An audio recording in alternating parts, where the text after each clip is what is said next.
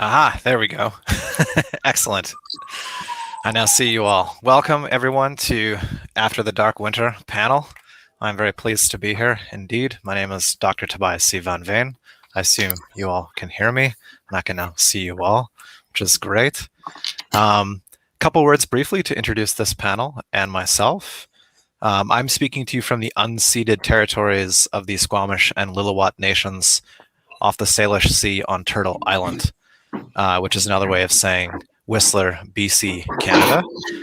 And this is a statement that we've been saying in Canada for a while as part of decolonization and reconciliation here. It's a statement that has become somewhat tokenistic unless coupled with a radical and very real decolonial politics of returning land and resources to Indigenous inhabitants, coupled with reparations for the descendants of Africans, conscripted Africans who built this white supremacist settler state. So I also feel this statement needs to be coupled with an actual politics and not just the signifiers. A little bit about me very briefly. Why am I here? Why am I one of the white guys on the panel? Hey, Andrew. Because you're my friend.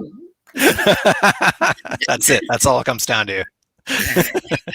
I currently have no academic affiliation. I'm a radical abolitionist and thus a perennial sessional. I am co-editor, however, of the Afrofuturist Studies and the Speculative Arts book series at Lexington Books with Lonnie J. Abbey Brooks, who recently just presented, and which we are just launching.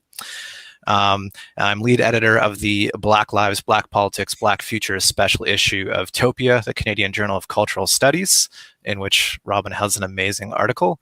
And that issue came out with Ronaldo Anderson as my co-editor. And I've also edited numerous other issues, including the Afrofuturism special issue of Dance Cult Journal of Electronic Dance Music Cultural Studies. And I've been writing, speaking, and participating in Afrofuturist communities since the 1990s as a media artist, curator, and turntablist. And just a quick shout out, at 5 p.m. Eastern Standard Time is the official after party, which I'm gonna have to do old school style. Oh, it's probably too bright. Twitch.tv/pandemicsdjs will be the official after party with myself and Stacey Robinson, throwing down Afrofuturist cuts from across the cosmos, me on vinyl. So check that out. That's where you'll get a chance to hang and play some music. Let me quickly and briefly introduce our panelists who are here with us today. Robyn Maynard is a Montreal-based Black feminist writer, activist, and educator, and author of Policing Black Lives, State Violence in Canada from Slavery to the Present, as well as author of an amazing article in the Utopia issue, Reading Black Resistance Through Afrofuturism, Notes on Post-Apocalyptic Blackness and Black Rebel Cyborgs in Canada. Ingrid Lafleur is a globally recognized curator, design innovationist, pleasure activist, and Afrofuturist, committed to exploring and implementing forward-thinking solutions across multidisciplinary industries. And her artistic work includes Traveling to Troya, the Future Mapping Project, a sound installation that is exhibited internationally in the United States, Africa, and Europe. John T. Maddox IV is assistant professor of Spanish at the University of Alabama, Birmingham, and is author of Challenging the Black Atlantic on Bucknell University Press, a book that I can't wait to read. And Andrew Rowlands is published widely on the intersection of Afrofuturism, religion, spirituality, activism, including in the Afrofuturism 2.0 volume. And he is a pastor of the St. James African Methodist Episcopal Church in San Jose, California. I welcome you all. Thank you very much for joining me today. I will now pass the mic in order to Robyn. We are addressing two questions here today around politics, activist, Black radical politics. These questions are: what is the shape of future politics to come in the Black Atlantic world after the pandemic passes and the increasing threat of fascism, a term which we can expand upon? And what are the implications of the open political repression, or Jim Crow 2.0, by right-wing politicos to suppress the vote? So without further ado, I'll hand it over to Robyn. Please keep it to about 5-ish, 6-ish minutes. And yeah.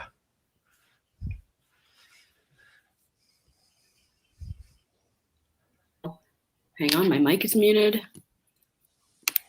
Can you hear me now? Okay, great.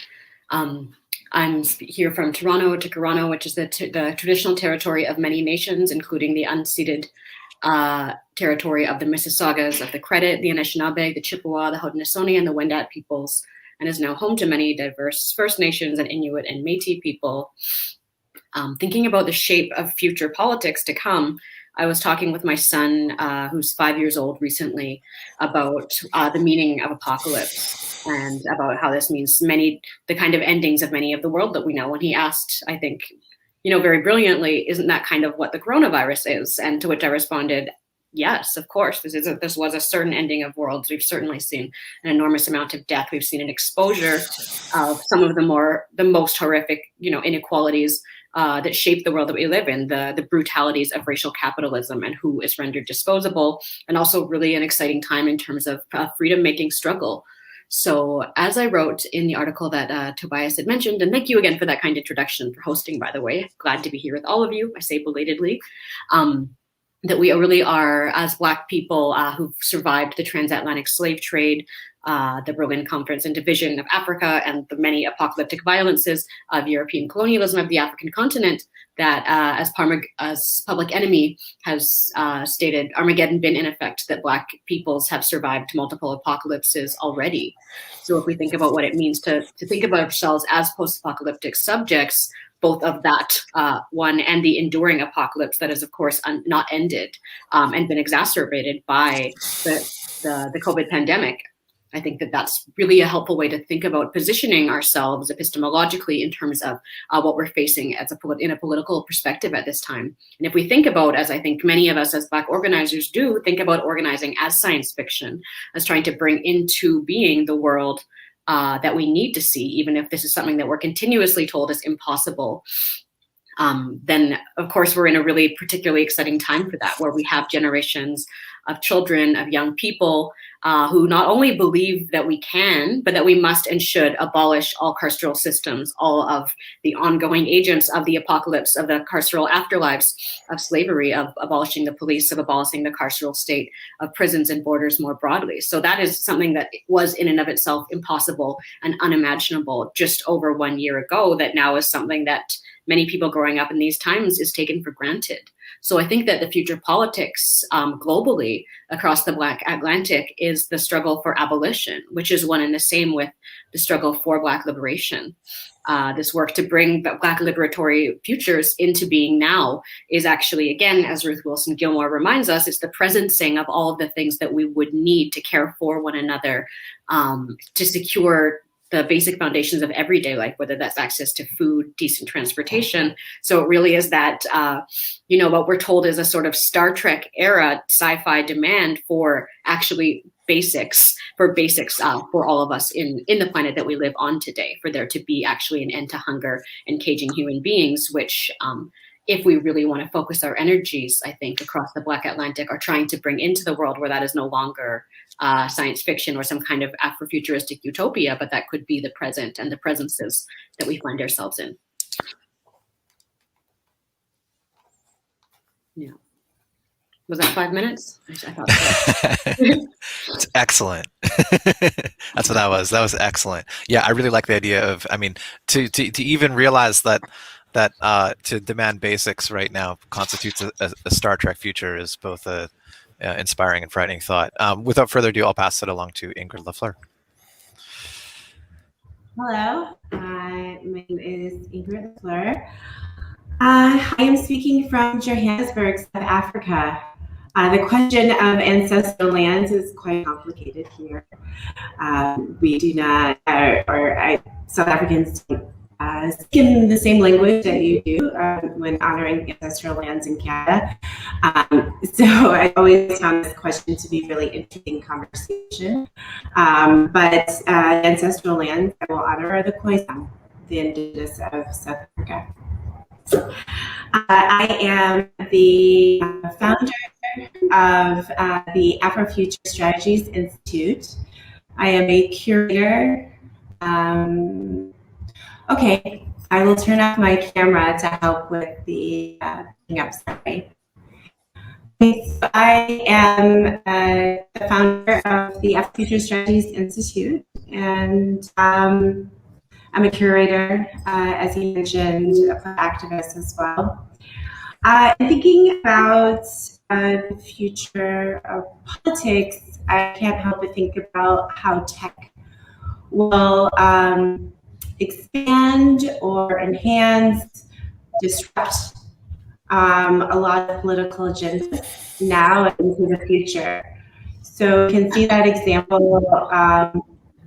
We think about how the movement that happened in Nigeria last year. A lot of activists were funded by cryptocurrency because the government was shutting down banks and monitoring money was flowing and was not, and so activists couldn't get hold of it. So I really love that example because that is the thing with blockchain technology and cryptocurrency, which is part of my background.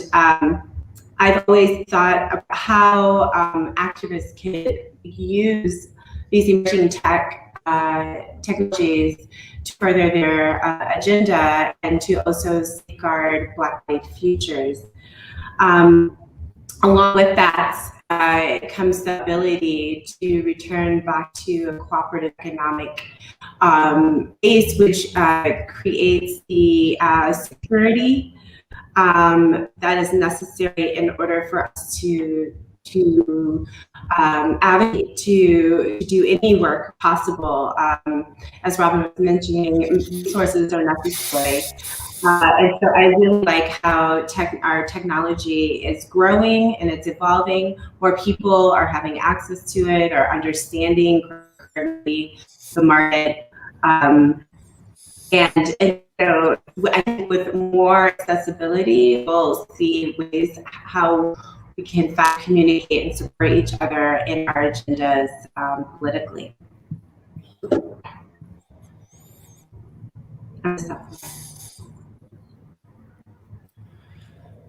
Thank you so much, Ingrid. You're welcome to turn your camera back on. I don't think it made a difference, so we might as well see you.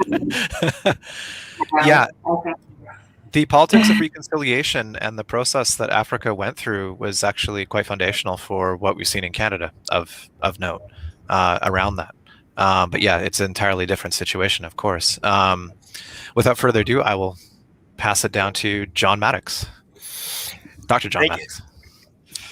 Thank you so much, Tobias. It's an honor to be here. This is the coolest conference I've ever presented at. I am broadcasting from Birmingham, Alabama, which is very near the Mississippi People's land, in particular that of Chief Tuscaloosa, who did not submit to Hernando de Soto. And for that, he is remembered today. I'm also broadcasting from the hometown of Sun Ra. So I'm lucky to be where I am, and I'm lucky to be with you all today. I'm here to talk about what I call an Afro New World of the future, the Nuevo Mundo. The Nuevo Mundo comes from a novel by an Afro-Colombian named Manuel Zapata Oliveira. Manuel Zapata Oliveira. It's called Chango the Biggest Badass, or Chango el Gran Putas in Spanish, from 1983. And it's a vision of the future that we've been talking about, Sankofa, that comes from the past. And so it's an example of what Tobias calls chronopolitics. It tells the history of the African diaspora from a mythical Africa through its time in Latin America, with the example of quilombos and palenques, these Black communities in Latin America, through the independence eras when Black leaders in Haiti and throughout the Americas fought for freedom for all, who fought for freedom for the indigenous, and continues in the United States, which begins in the era of enslavement and continues through the late 1960s with an avatar of Birmingham native Angela Davis called Agni Brown.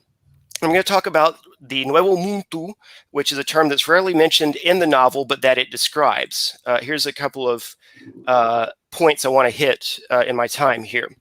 So it's an example of chronopolitics, of people revisiting the history for political goals, with political goals in mind. It's also an example of Black liberation theology.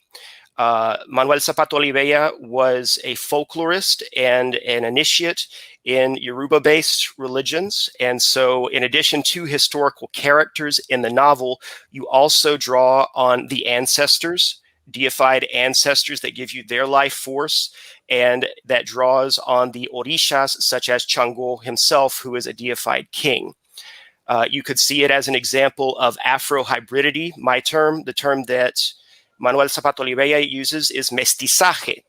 This is an empowering mestizaje, a combination of races and cultures with the African diaspora at the center, because the language of this text puts the African diaspora at its center. The word muntu, en nuevo muntu, means man, and man represents humanity. And I'm going to talk a little bit more about why I picked that gendered term. So the nuevo muntu is the new world, nuevo mundo in Spanish, novo mundo in Portuguese. So there's all this play on the languages that he works with, because he includes Brazil. But you could say that he's also riffing on the notion of what was once called the New Negro movement, what we tend to call today the Harlem Renaissance, because he was deeply inspired by Langston Hughes. And he actually went on a pilgrimage from Colombia to Harlem to meet and stay with and be mentored by Langston Hughes. He was also inspired by Che Guevara and the notion of the hombre nuevo, the new man or the new human that will live in this utopia where all are equal in the society that we're going to build together. And again, the notion here is to create a just new world that is led by the African diaspora. And we've already started the conversation about apocalypse, so I won't delay you all with that. It's a model of diaspora that's bigger than the Black Atlantic. It speaks the languages of most Black people in the diaspora. Outside of Africa, most of the diaspora by far is in Latin America. It includes all of the Americas. It includes women from the 1500s to now, particularly in the role of motherhood. You've got the powerful goddess Yemaya. You've got queer spirits from the get-go, and you've got a jubilee or a vision of the future that is actually inspired by African peoples. And so I don't have a lot of time to get into how this connects with Chicano futurism, or what I would call Latinx futurism today, and with the Afrofuturisms of Brazil. But there are definite connections that I draw in my book called Challenging the Black Atlantic, which is available now through Bucknell University Press. So again, the idea I want to present is Manuel Zapato Oliveira's Nuevo Muntu. And my name is John Maddox, and I'm just grateful to be able to share with you all today. Thank you so much. Beautiful. Thank you, John. Looking forward to picking up on some of this in the conversation. And without further ado, let's please pass it over to Andrew Rollins. Hello, Tobias. It's so good to be here with this panel. And let me inform you, Tobias, I'm no longer in the Silicon Valley pastoring at St. James. My bishop, in his godly judgment, decided to move me from California to Kansas. And as an obedient servant, I moved to Kansas. I'm here in Junction City, Kansas. It's a community about 120 miles west of Kansas City, right here by Fort Riley, Kansas, the ancestral home of the Kaw people. Interestingly, I'm in a place where you see the history of Black slaves, the white settlers, and the indigenous people intersect. For this is the place where the Buffalo Soldiers were also stationed. About 2 blocks from my church, there's a statue up with a Buffalo Soldier. And so we see the Buffalo Soldiers, the descendants of the indigenous people, the Kaw people, and descendants of white settlers. And we're all trying to live here in peace and harmony together, in spite of many of them flying Trump flags. Anyway, let me just share a few ideas I have. And I'm going to be speaking as part of the Black Atlantic, but from the perspective of an African American in the United States. We're living in a time here in the United States where we have a real fascist movement. We got to really understand the significance of January the 6th. This rebellion that was incited by the President Trump and leaders of the Republican Party, it was excited because the Republican Party has become an authoritarian, white supremacist, neo-fascist party, where most of its members believe in the big lie that Trump won the 2020 presidential election and Biden is an illegitimate president. And because of that big lie, these people stormed the Capitol of the United States and engaged in the act of trying to seize the American government, the United States government. Now, that might have been the first, but I don't think that's the last time this group is going to try to attempt to seize power. Therefore, I got some recommendations today. I'm a warrior priest. I'm a pastor, but I'm a warrior priest. My model of ministry comes from the good preacher Denmark Vesey. But I think we're going to have to approach this situation in a layered approach. Plan A, we've got to really get out to vote for the 2022 and 2024 elections. Plan B, we're going to have to develop a self-defense program to defend ourselves against these right-wing militias and terror groups, because these people have already demonstrated that they're willing to engage in violence and force along with electioneering. And Plan C, in case the fascists do take over this government and set up an authoritarian regime, we should be prepared to fight against tyranny. Few thoughts here on what it's going to be like after we come out of the dark winter. Well, we're going to be operating in a period of extreme accelerationism, where you got a lot of fast-paced changes. I think some say that in the next 10 years, it'll be 50 years worth of change. And then there are those who even believe it could be 100 years worth of change in 10 years. So we've got to be able to handle this speed of change. Change in science and technology, change in culture, change in politics and government, change in the economy, business, medicine, and education. We are quickly heading to a brave new world. Now, to make it in this brave new world, Black Americans must be Pan-African oriented. We have to work at uniting and developing the motherland. African Americans need a base out of this country.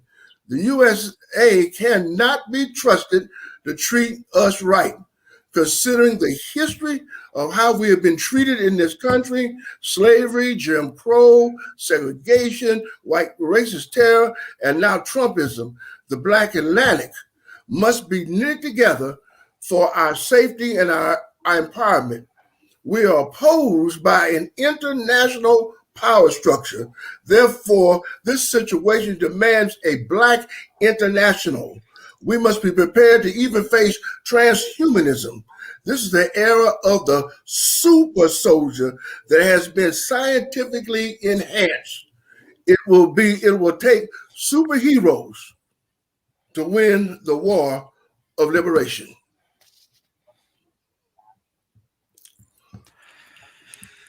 Damn, Andrew. And by the way, I apologize for getting your location wrong. This Oh no, I didn't tell you that. You didn't know. It's on me for trusting the internet and not asking you all before putting the bios together. Look, I would love to now open this up to discussion amongst us all.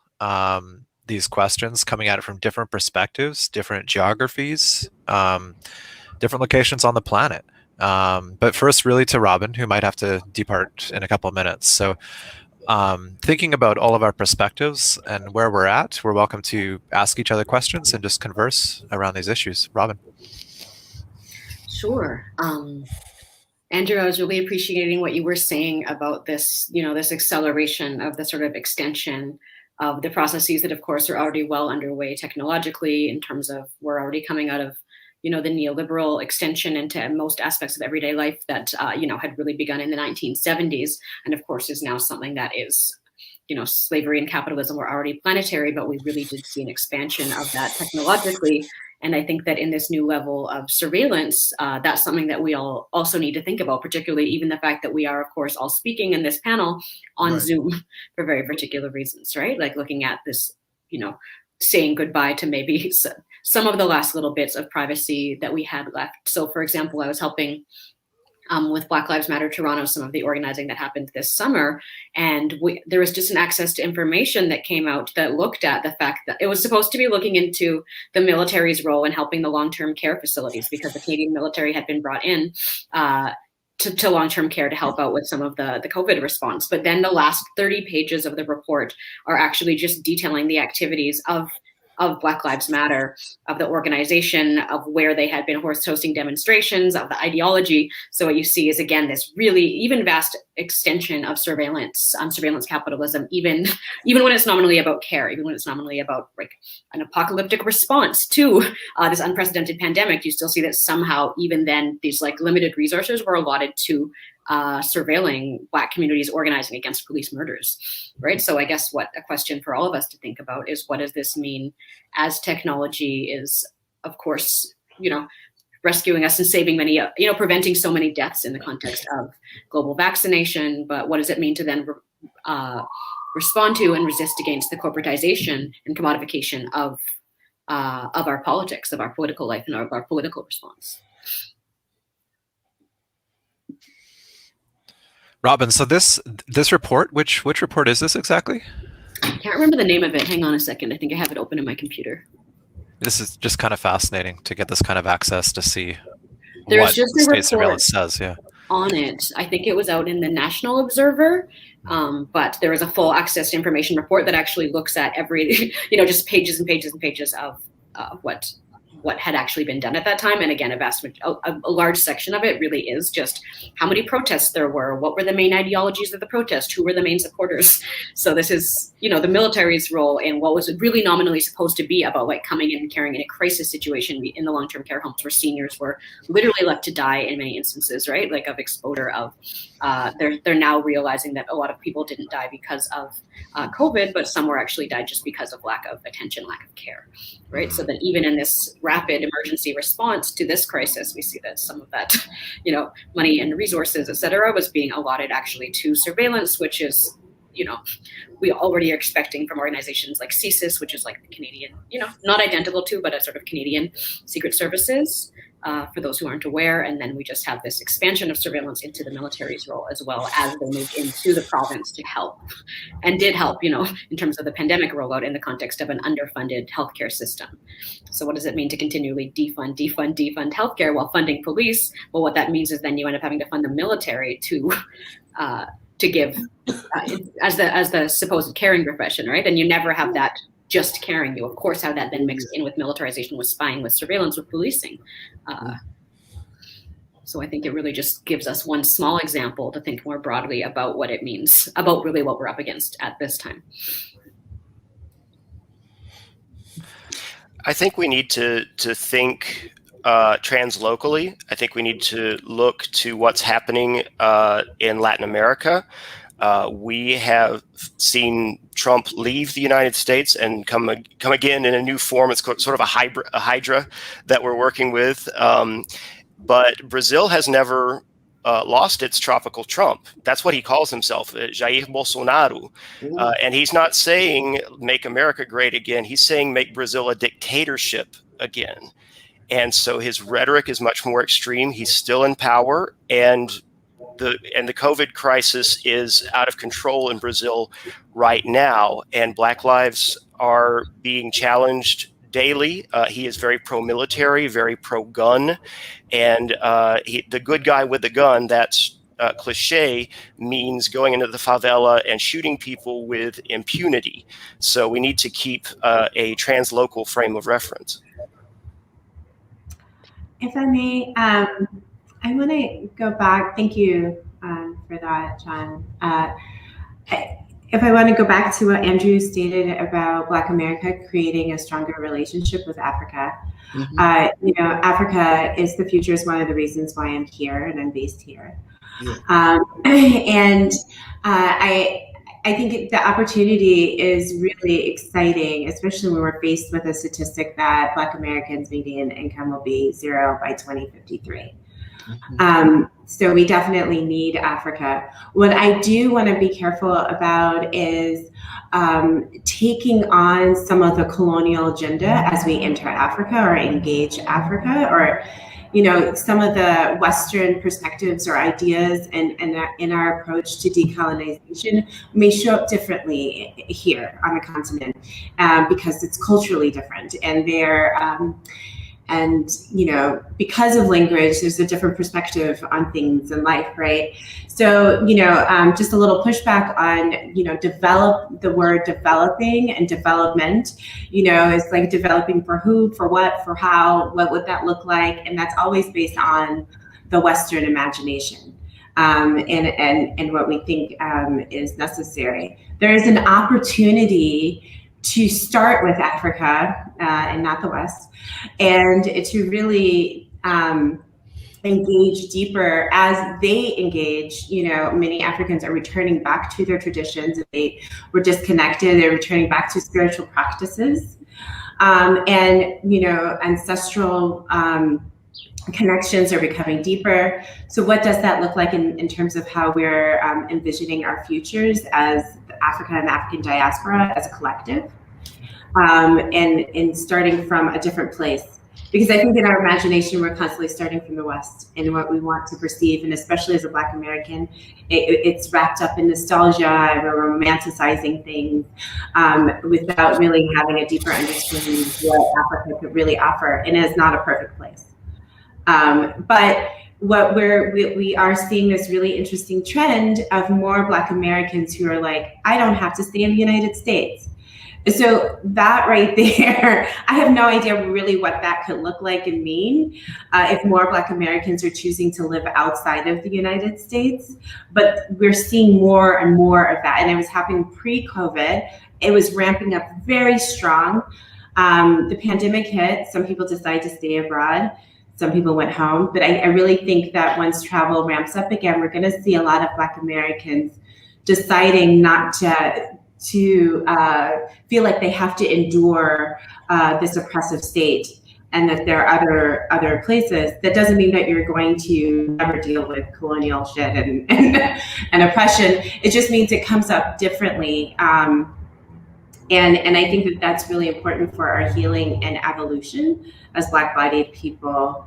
Africa does kind of offer that, and that's going to be in a more energetic way than anything else. Its politics is not the best, nobody's politics are great, no country, but there's a lot of potential simply because as a Black American being here, I don't have to deal with the energy, the weight that really does kind of cause us depression to stop it. It really affects our mental health.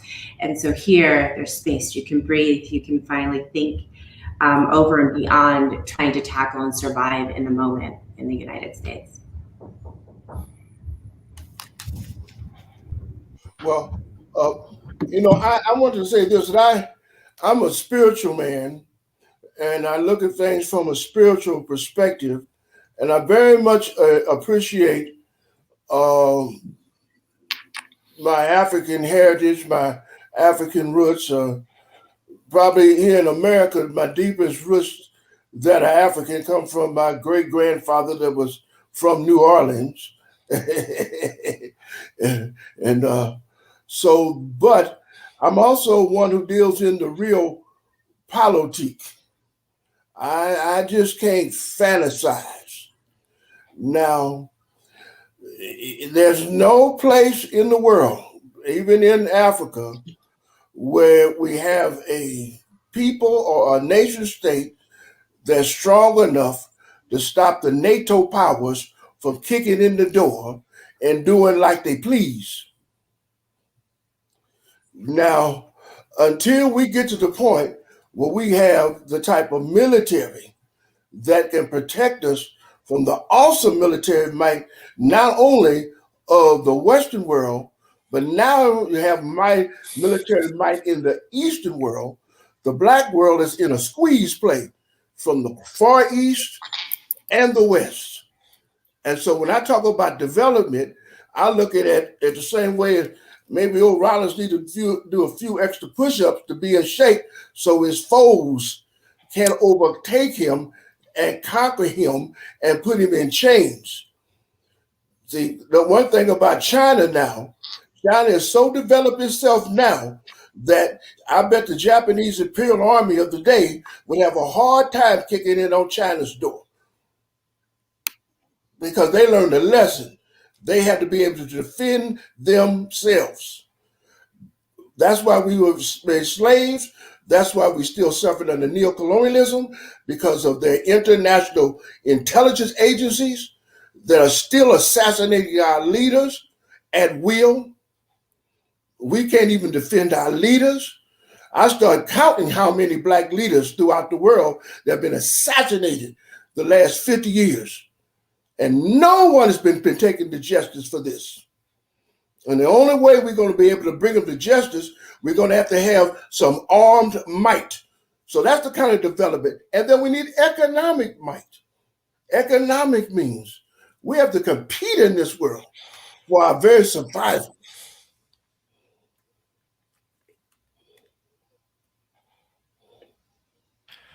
So I just wanted to quickly address, because Robyn Maynard unfortunately had to depart for reasons of childcare, which speaks directly to the issues we're talking about, for sure. Even in Canada, we're not that much better, folks. But I also just wanted to quickly kind of throw the question out there. We're speaking about the use of militarization and surveillance during the pandemic. Right. And the way that various states around the world have utilized this opportunity to extend their surveillance and militarization of societies, particularly Black liberation movements and Indigenous liberation movements. And there's a very difficult problem here, because the right-wing conspiratorial worldview is that that's precisely what the pandemic has opened up, is this kind of, plandemic, this like state intervention. But this manifests then in a resistance to understanding the science of the pandemic, to wearing masks, to doing things that simply stop the spread of a virus. How does the reconstituted Black liberationist left address this ideological problem whereby the working classes around the world are being sucked into a right-wing ideology that does correctly identify the problem, state surveillance, militarization, but provides the wrong solution? It's that solution being only to increase militarization, actually, rather than defeat it. I mean, Trump is a figure that pretends to speak for the working class in the United States, the disaffected white working class, which might be a myth in itself, but in reality, of course, does not. Speak specifically for the entrenched, rich, white, elitist, white supremacist interests. So, I mean, this is a classic problem of ideology that goes right back to Spinoza, which is, why do humans struggle for their servitude as if it were their salvation? So this is just one way to think about this question, but I would like to throw it out there. Oh, this is too...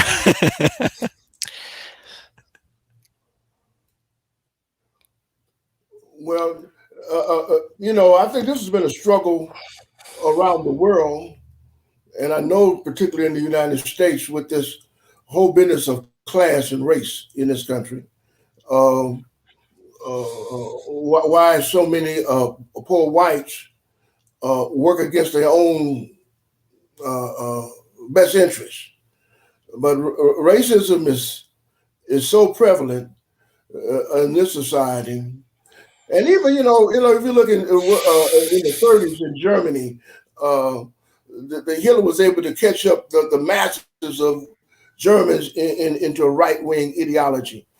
And unfortunately, in this country right now, the United States, so many of the poor whites or the middle-class whites are leaning into right-wing ideologies, mix it in with some kind of evangelical Christianity that's perverted, and that's the state of the situation. I wish it wasn't like that. When I have a chance, I do try to educate my white brothers, but I have to keep an eye on them because they have a tendency to want to go down the right-wing fascist mode instead of want to be with the workers of the world unite. I think that there is generally a strand of anti-intellectualism that manifests in various forms, and xenophobia, which was the basis of the Trump campaign from the get-go. And so people tend to filter their solutions. So they'll see the problem that you diagnosed, Tobias, but they'll use the old solutions to address it and inadvertently hurt themselves and their loved ones, perhaps resulting in death.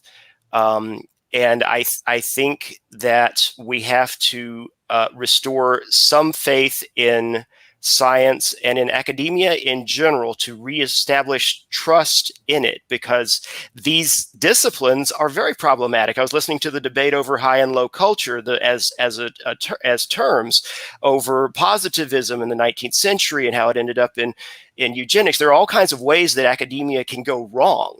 But I think we need to reestablish trust in those institutions. Otherwise, people are just going to trust in fascist ideologies. They'll find that strong man. It's almost always a man. I can't think of another example, but they'll find that strong man and follow him.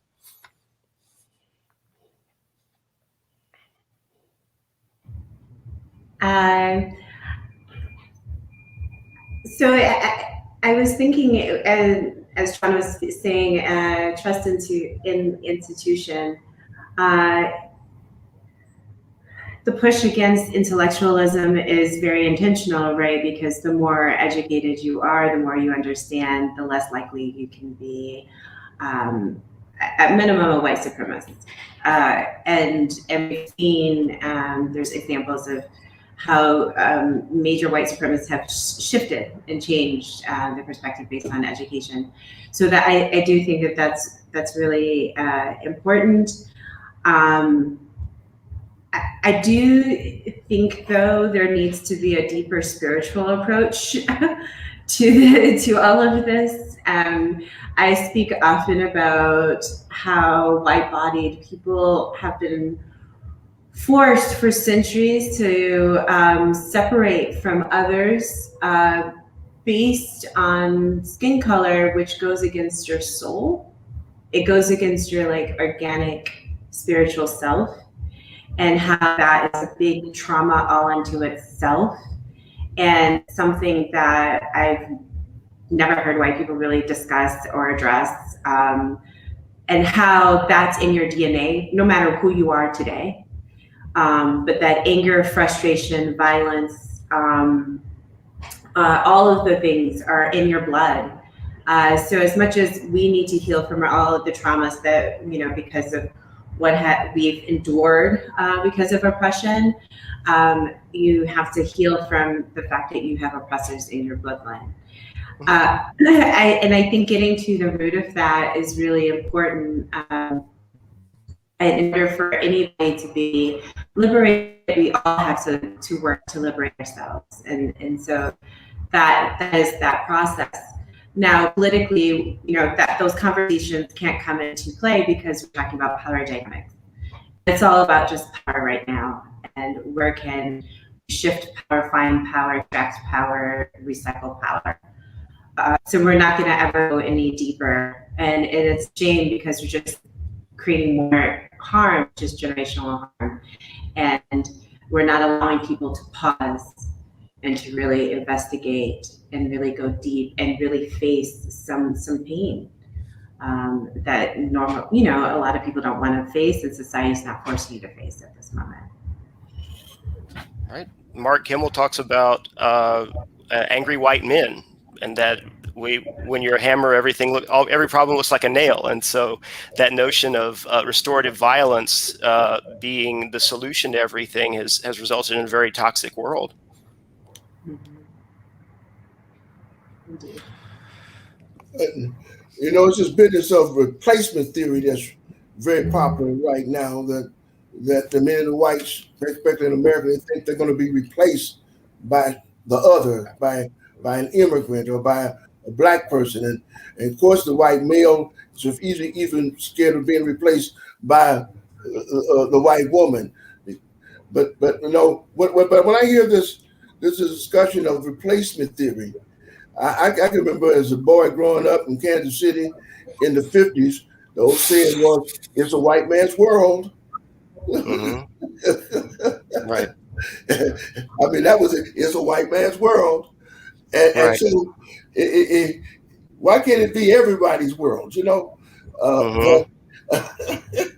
Right. And I think that so many of the white men are in shock that it's not their world anymore, but it really never was just their world. This world was is everyone's world. And I guess so many of them can't adjust to sharing. Right. That's I think the author's name was Michael Kimmel. Sorry, but that's why the Muntu notion is so amazing, because it's a notion of miscegenation and of intercultural understanding and mixture that goes against that phallic notion of whiteness.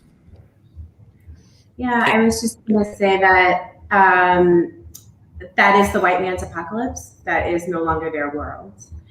And one thing that I don't know why we don't discuss, but part of the conservative concern is the low birth rate among whites. And that informs so much of what's happening, policies, positions, everything.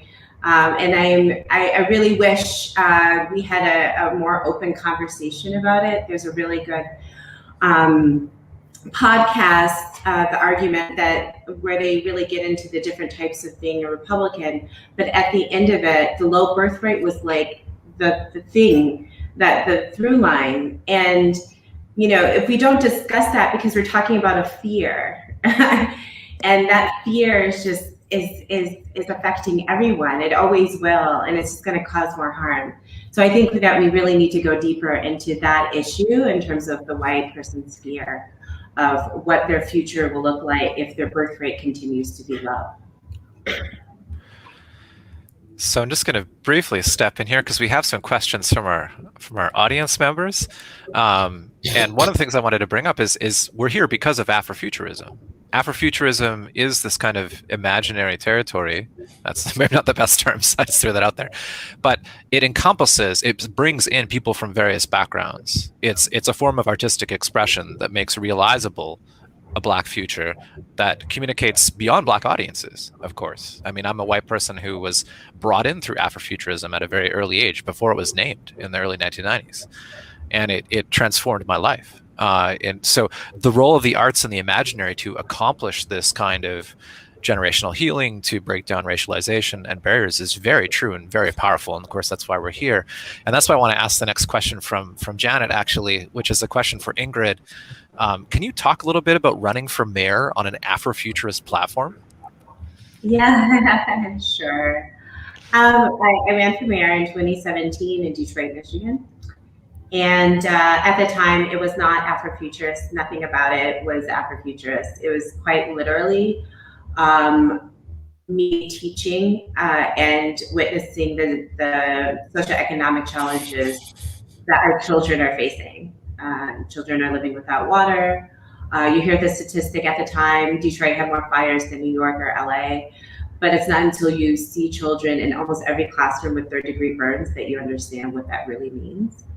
And so I was moved by that. You know, when you come in contact with something where you can never turn your back, right? You have to do something. And I decided to do something. And this was more of, I've been observing what activists are proposing and government isn't listening, and I don't understand why we don't have a more human-centered government system, especially when we're dealing with a high poverty rate in Detroit, on top of all environmental racism, spatial racism. The list is very long. So I went back into my Afrofuturist self for the aesthetics of the campaign. I did not want to present myself like the average politician, because nobody trusts politicians. People don't really believe in politicians. So I didn't want to present myself that way. And so I used Afrofuturist aesthetics. And it's not until I think after the fact that I could say this was an Afrofuturist kind of experience, just based on my approach and my thinking. But it wasn't like, that's not how I started off. But just to conclude, I had in my campaign office, I had different talks in circles where I would bring up a different topic every week, expanding the creative industry, using cryptocurrency, tax foreclosures, adult literacy, restorative justice practices. And people would offer their own ideas after I would propose my idea. So sometimes they would shoot it down or whatever, but I think it's really important for a politician to constantly present their idea and get that kind of feedback from the community.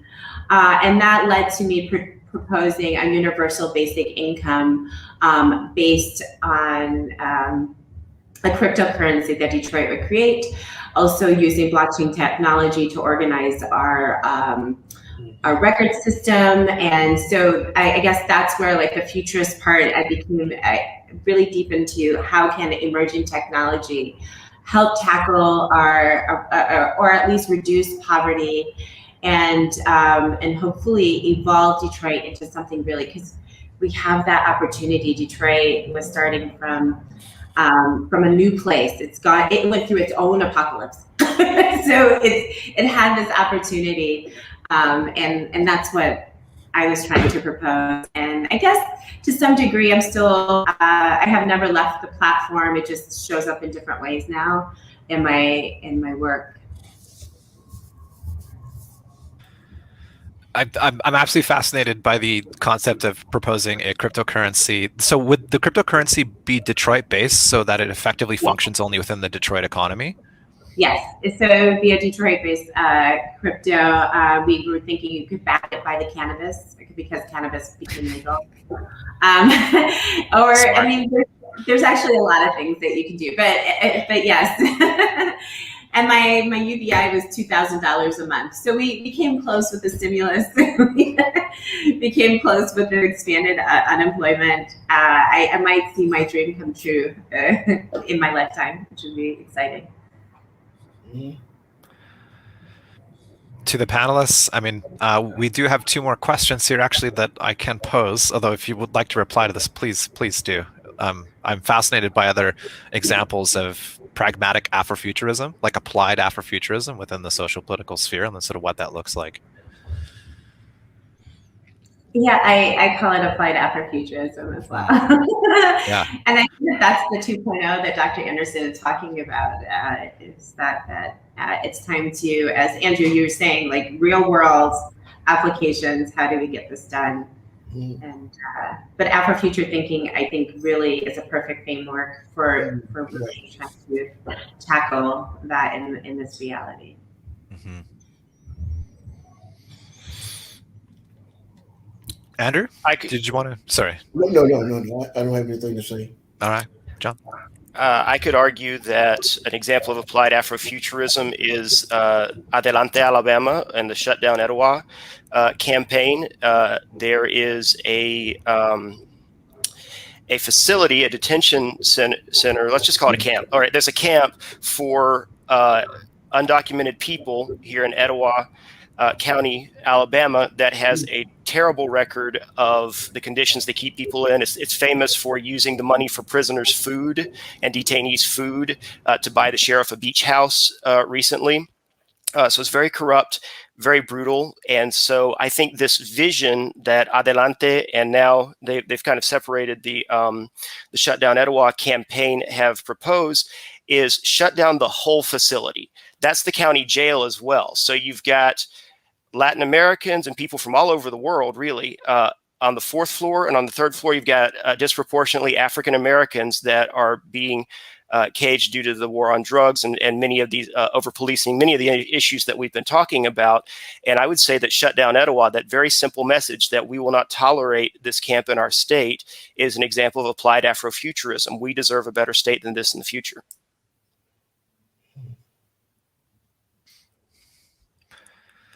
I do have a question here for John, and I'm going to tweak it as well for Andrew. John, do you think the Afro-Brazilian population will become more militant in the wake of COVID-19? This is a question from Ronaldo Anderson, and I'm just going to tweak that for Andrew as well. Like you were speaking about the need to organize self-defense program, which of course speaks back to the 12-point program of the Black Panthers.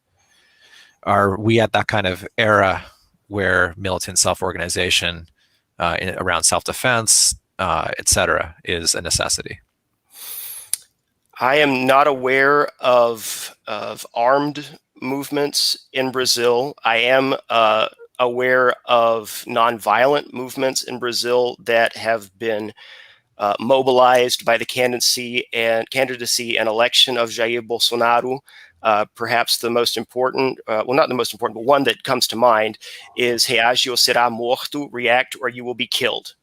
So they're reacting to police violence just like African Americans and allies are reacting here in the United States. And so when you have a person who campaigns on getting more guns in the hands of people who want to kill you because you are viewed as a problem, especially in Rio, then that in and of itself pushes you to action.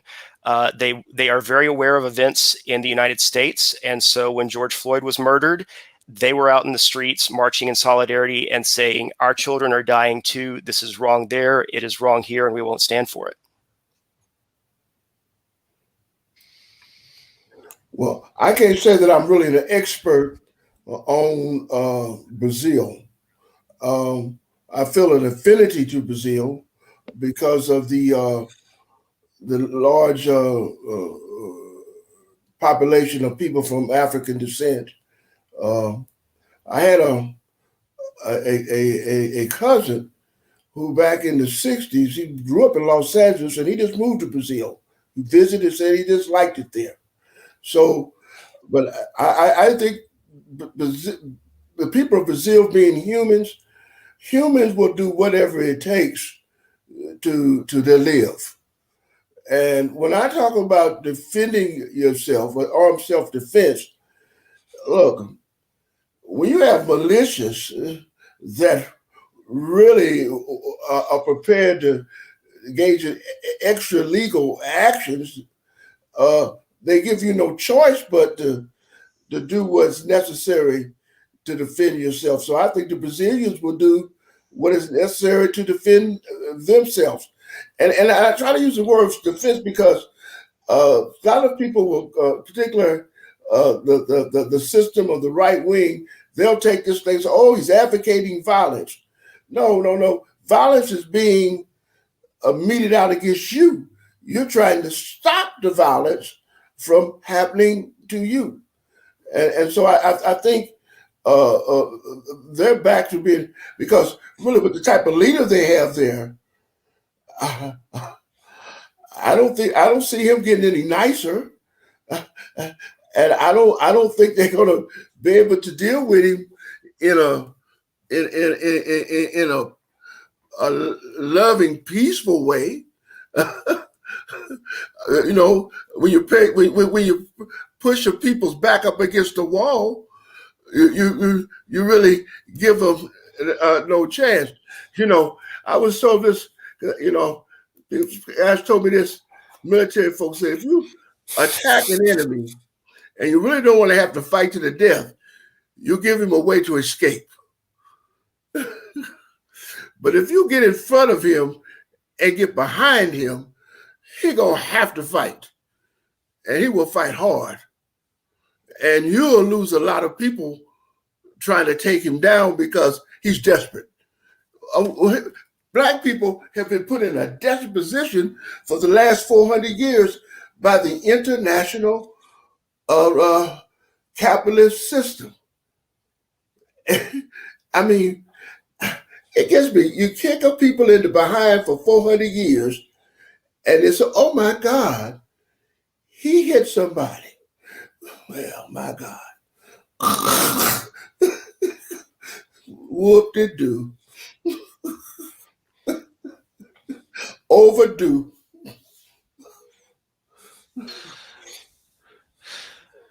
We're just drawing to a close here at the end of the panel, down to our last minute, actually. Ronaldo Anderson just wanted to briefly mention that the Afro-Brazilians have just launched a Black Speculative Arts Movement chapter organization, which already numbers in the hundreds and is already the largest BSAM formation in the world. So it's also interesting to see the role of the Black Speculative Arts Movement here as it conjoins politics and Afrofuturism, art, and aesthetics worldwide into sort of loose organizations that present the opportunities for discourse and networking just like this. So that is happening.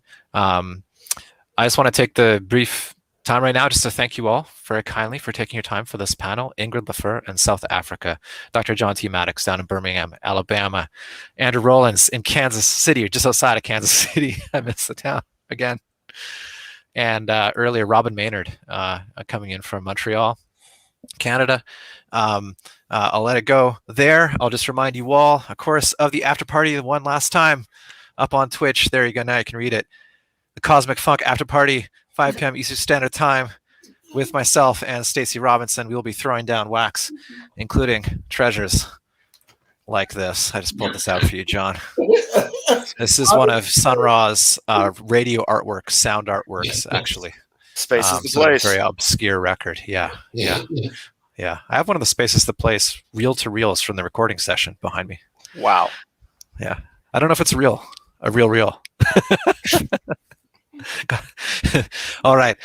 Thank you very much for tuning in today. I wish you all well, and I'll hand it over now to our producers and organizers. Thank you. Muito obrigado.